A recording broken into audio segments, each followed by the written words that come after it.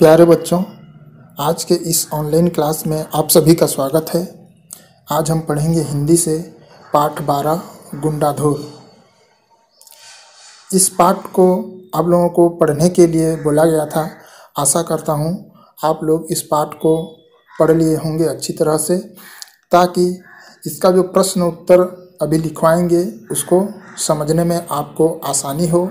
सबसे पहले हम शब्दार्थ लिखवाएंगे, फिर है प्रश्न और अभ्यास, और समय रहेगा तो फिर भाषा तत्व एवं व्याकरण, या इसको अगले दिन भी पढ़ा सकते हैं। तो चलो लिखने के लिए सब लोग तैयार रहें।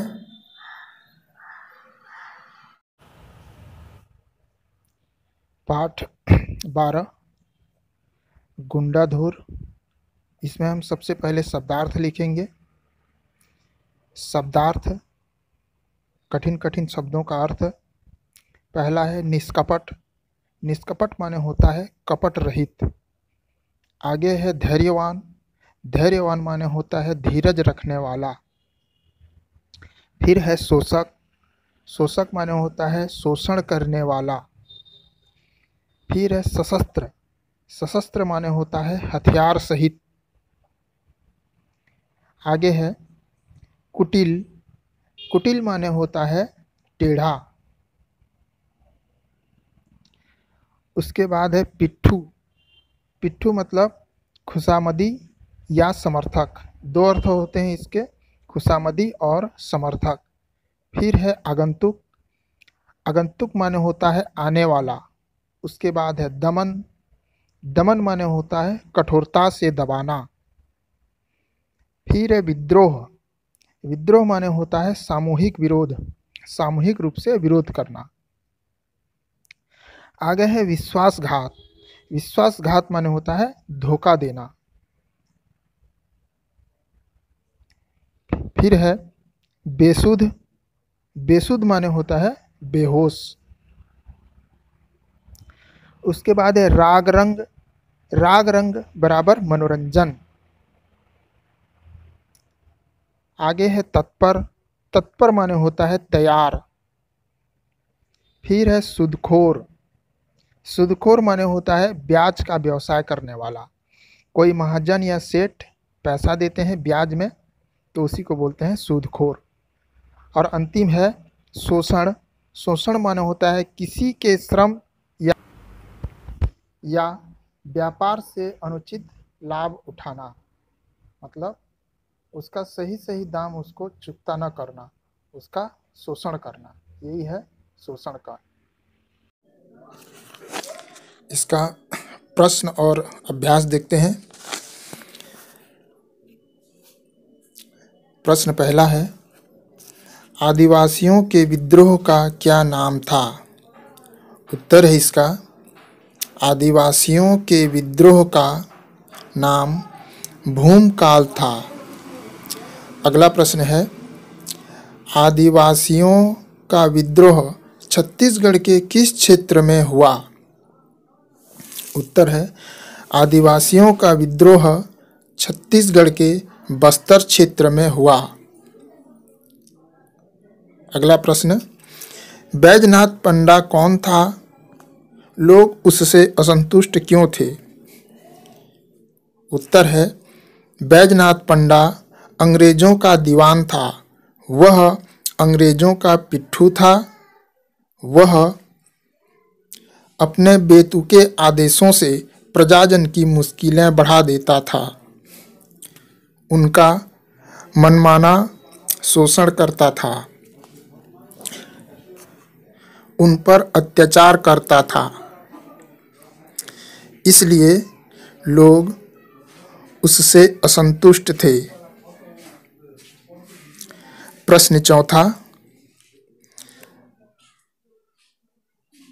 आदिवासियों के प्रेरणा स्रोत कौन कौन थे?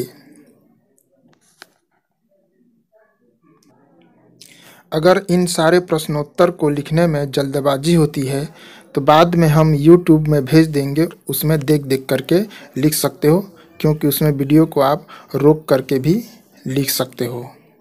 ठीक है।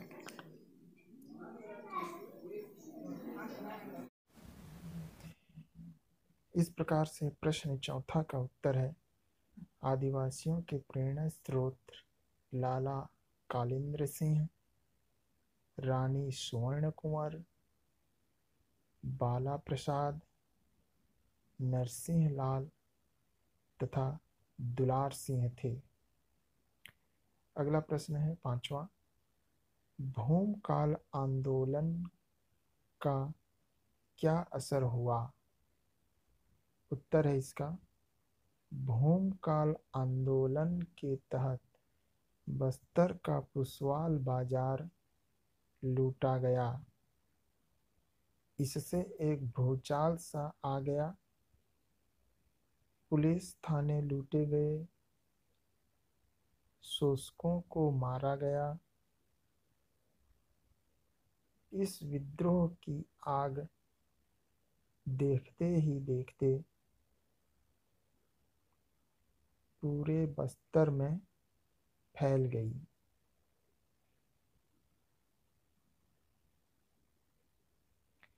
अगला प्रश्न है छठवां, अगर सोनू मांझी ने विश्वासघात नहीं किया होता तो क्या होता? उत्तर है इसका, अगर सोनू मांझी ने विश्वासघात नहीं किया होता तो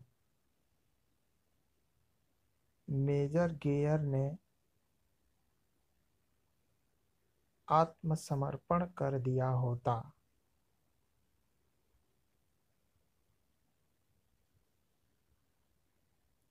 अगला प्रश्न है सातवां, आदिवासियों ने यदि धनुष बाण की जगह बंदूकों का प्रयोग किया होता तो क्या होता?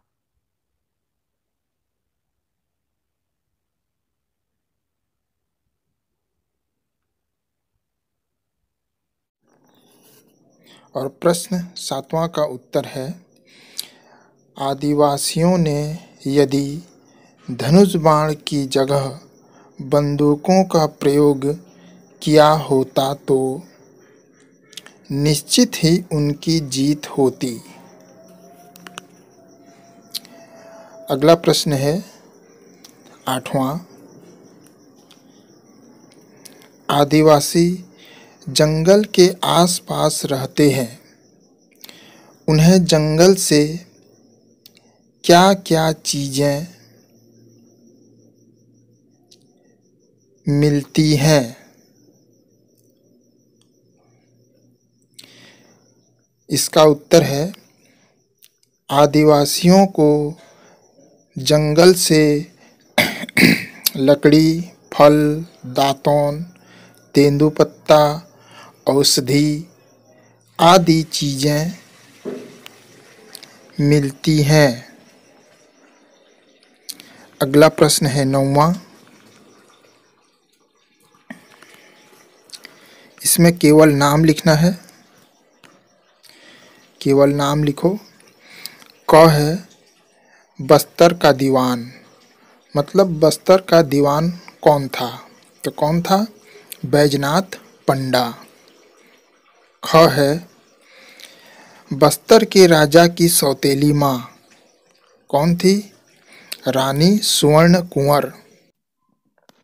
अगला है ग, आम की टहनी और मिर्च का संदेश।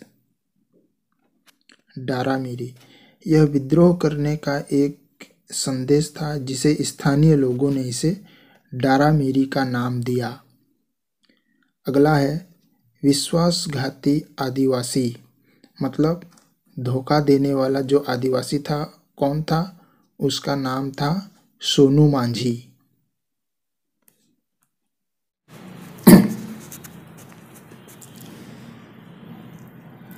इसमें आप लोगों को प्रश्न और अभ्यास तक लिखवाया गया है। अब बच रहा है हमारा भाषा तत्व एवं व्याकरण। इसके लिए अगले ऑनलाइन क्लास में फिर इसको समझाते हुए लिखाएंगे। आज के लिए बस इतना, और आज का ये ऑनलाइन क्लास मैं समाप्त करता हूँ। इस क्लास में जुड़े सभी बच्चों को आशीर्वाद और धन्यवाद।